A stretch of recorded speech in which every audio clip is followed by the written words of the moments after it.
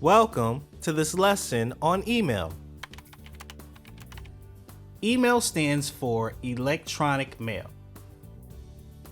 Even though the email you use might be different, like Yahoo or MSN, it will still have the same components, just maybe in a different area. I'm going to be demonstrating in Gmail, Google's email service. I'm going to access it via webmail by opening up a browser and signing in.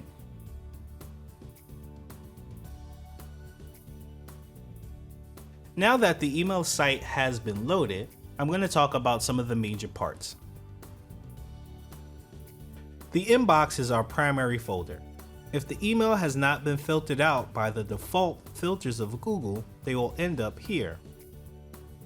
There is also a social media folder and a promotions folder. Anything related to social or promotions will show in their respective folders. When we hover over an email, we have some options on the right. Archive means to store away for later viewing.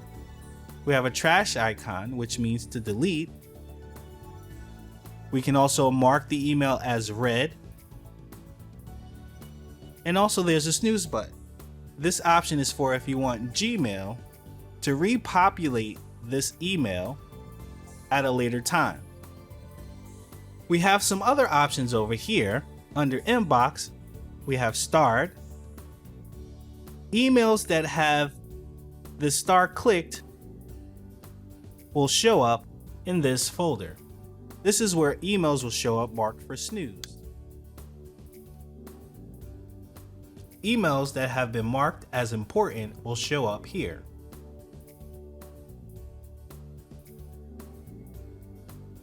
The send folder is a way that you can look at emails that have been sent by you previously. The draft folder is where emails that have not been sent are stored.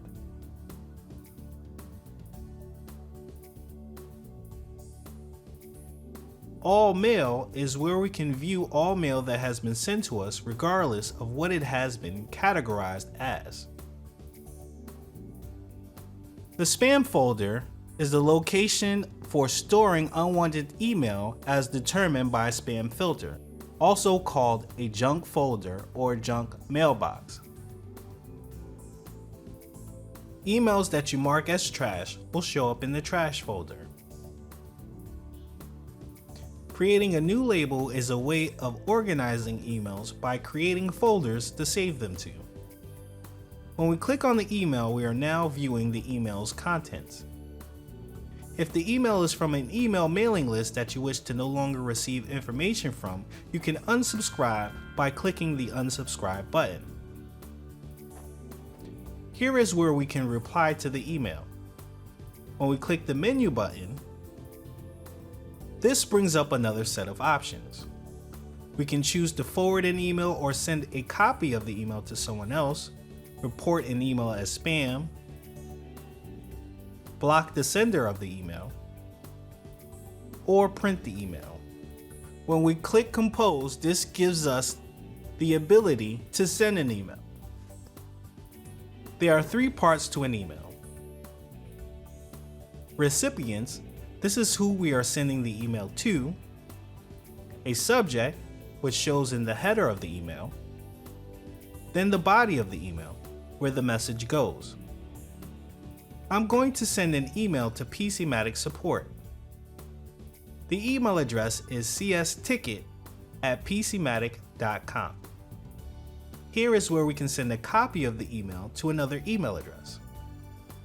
The subject is going to be test, and then we're going to put what we're emailing them about. Let's say we wanted to add an attachment to this email. We do that by clicking the paperclip icon. Another window opens up.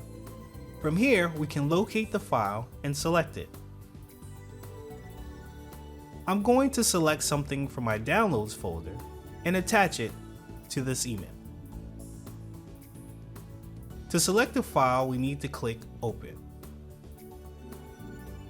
Now the file is attached to the email. So once we have completed composing the email, to send the email, all we need to do is click this send button. And our email has been sent. And that concludes our lesson for today. Thanks for watching, and I'll see you on the next video.